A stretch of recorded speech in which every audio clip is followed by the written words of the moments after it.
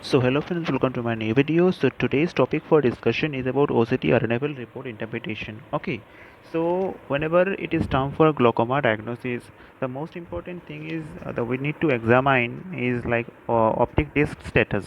So if there is no optic disc damage, you can't call that the condition is glaucoma. Even after the patient is having elevated IOP more than 20, suppose the patient IOP is 25 but there is no optic disc damage, you can't call the condition as glaucoma. That condition is ocular hypertension. Okay, so you can call the condition glaucoma when there is significant disc damage is there, right? So in many conditions we see that even after the IOP is less than 20, then also the optic disc damage is there. So in my last video I discussed about the normal tension glaucoma where this same condition happen.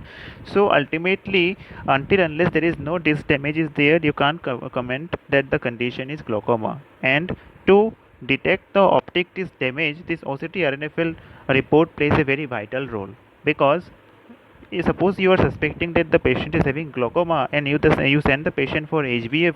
So remember this thing, that until unless there is 40% damage to the ganglion cells, the patient will not have any visual field defect.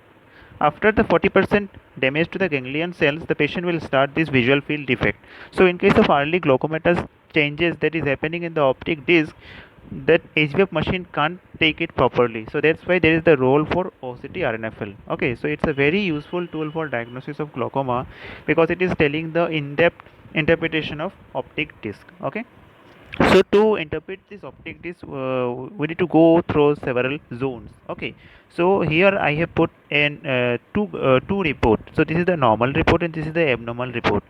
So the main purpose of putting this normal with abnormal is to understand or to know anything abnormal. First of all, we need to know what is normal. Okay, so that's why I have put this normal report, so that you can correlate this normal with this abnormal, so that it will make you easy to understand this report properly. Okay, so first of all, to understand this report, we need to see the patient data, whether the patient name is entered correctly, whether the patient date of birth is entered correctly, all those things, whether the patient ID is that is EMR ID, MR number is correctly putted or not. After that, don't forget to see this signal strength. So this signal strength in case of SDOCT, it should be more than 6. Okay, so if the signal strength is less than 6, the report is not reliable. Okay, after that you need to see this RNFL thickness map. Okay, so in case of this RNFL thickness map, it is indicating some indicated with some color coding. Okay, and this color coding is quite different from topography map. So in my last videos where I discussed about the pentacam, I told you that if the sagittal map is appeared expressed or displayed with warm color, it is indicating that there is thinning is there, right? In case of keratoconus, PMCD, TMCD, all those things, warm color indicate thinning and cool color indicates thickness. But in case of this OCT RNFL, the opposite thing is going on here. If you see, there is warm color is there, like here in this RNFL thickness report, you can see there is warm color is there in a butterfly manner. It is indicating absolutely normal superior inferior optic disc rim, right? So here it is indicating thickness. So normally the superior and inferior rim are thicker than nasal and temporal. Okay, so this is the normal, and this is the normal butterfly pattern that is present in every normal RNFL report. But in this report you can see there is no that much what to say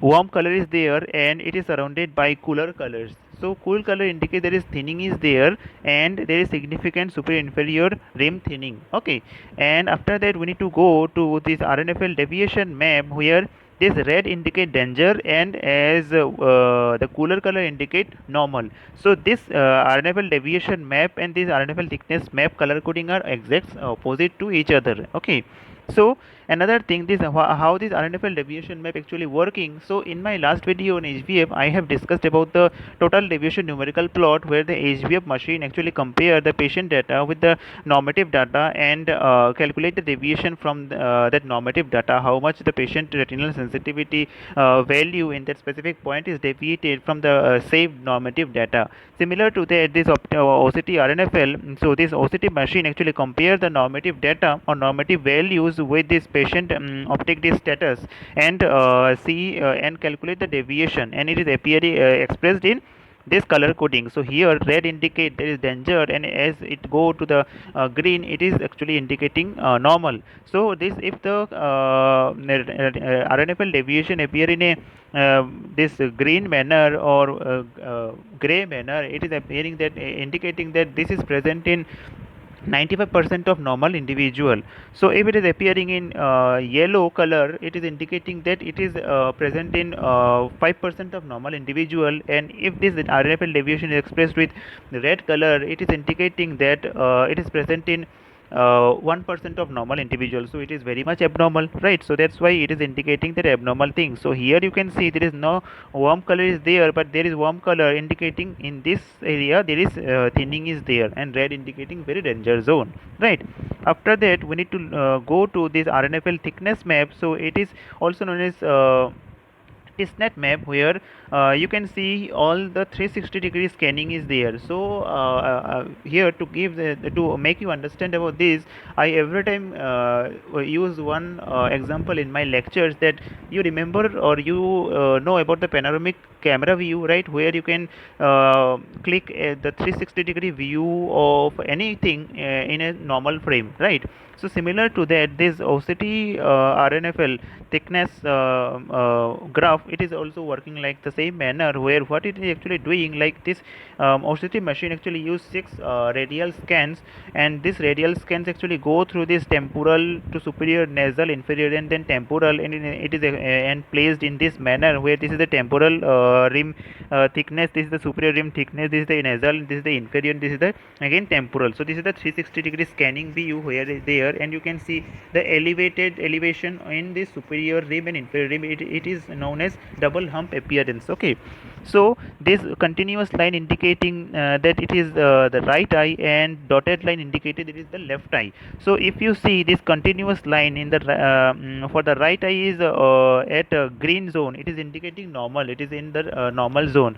But if you see in the dotted line, it is going to this red zone, it is indicating that there is danger zone is there. Because if you see the difference or the deviation from this peak point to this area, it is very much depressed, right?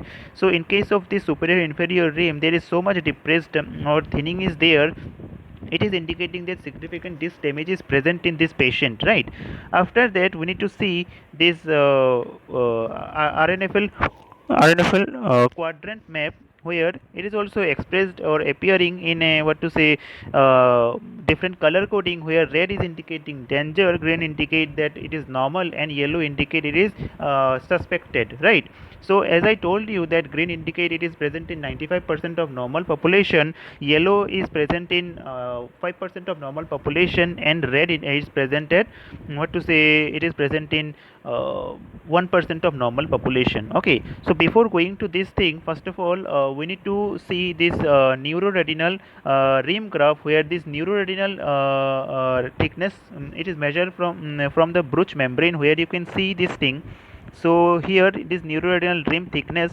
So it is actually taking the baseline at Bruch membrane and calculate the distance from the internal limiting membrane, and also create like this, right? Here also 360-degree neuroretinal rim is there.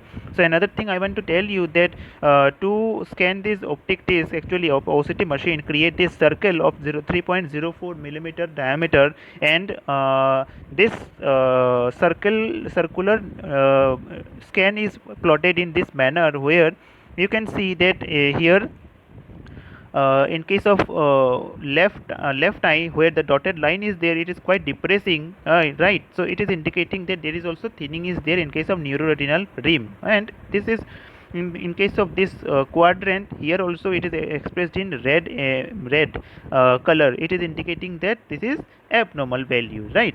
So it is danger, that means there is the thinning is there. Because if you correlate the superior in this RNFL thickness graph, here also it is touching the red, so this is why it is red. Here in case of inferior, it is also touching the red, so it is red. Now in case of what's the temporal, if you see this temporal, it is at a yellow zone, so that's why it is in yellow. This is something this is working in this manner. And apart from that, this is the quadrant after this quadrant, this is clock view is there, so machine is already saved this normative data for this clock dial circular graph, and it is comparing the patient or OCT values with this normative saved data. So here we can see that in this area there is significant uh, thinning is there. Okay, so another thing is like you need to see these key parameters where this is the average RNFL thickness map, RNFL symmetry, all these things should be checked properly. Where the average RNFL thickness, it should be more than 75 micrometer. So if you see, this is right eye is 75 micrometer, but in the left eye it is 58 micrometer, it is very less. Okay, and in case of this RNFL symmetry in the two eye, it should be more than 76%, where it is showing only 68%, that is also very less. Now if you see about the cup disc ratio, it should be in between 0.6 to 0.1, but it is 0.8 in the right eye, 0.8 in the left eye. It is also very high, that is a higher cup disc ratio is there. Vertical cup disc ratio, it also should be 0.5 to 1, 0.1.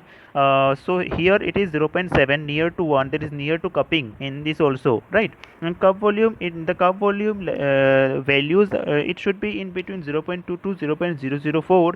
So here you can see this is in the borderline area, but here in this map, if you compare these key parameters of this map with the key parameters with this map, every values are appearing in green background, and these two are appearing in yellow background. So why it is appearing green background? Because if you see this average RNFL thickness, it is more than 75 micrometer, RNFL symmetry 92% in the both eye, and rim area where it should be 1.015 to 1.615, it is in that range, normal range.